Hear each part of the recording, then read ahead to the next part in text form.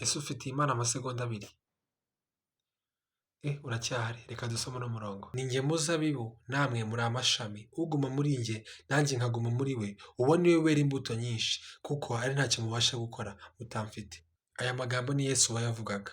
Yesu yavuze ko ari umuzabibu, twebwe tukaba amashami. Uzarebe igiti, amashami amera ku giti, muri make kumera kwayo cyangwa se ibitunga ayo mashami bituruka ku giti nyirizina. Bivuze ngo amashami niyera imbuto runaka bizaba byaturutse ku ntungamubiri za cya giti. Natwe rero turi amashami, Yesu niwe muzabibu. Yesu yaravuze ngo uzaguma muri we nawe akamugumamo, uwo nguwo niwe uzera imbuto nyinshi. Reka twikomeze ku Mana, tuyikomezeho ntituyirekure, tuyigumishe mu buzima bwacu, nibwo tuzarushaho kwera imbuto nyinshi. Ngo kuko ntacyo twashobora gukora tutamufite. Ni kenshi twibwira yuko ibintu twabyishoboza, twibwira yuko ibintu twakwirwanirira, ariko twakwirwanirira bigapfa, bikarangira n'ubundi dusubiye ku Mana ati Mana, ngaho ngewe byananiye nyifashiriza, imbaraga zanjye ntaho zirangiriye. Ntabwo dukwiriye gutegereza kubanza gutsindwa ngo tumenye yuko dukeneye imbaraga z'Imana.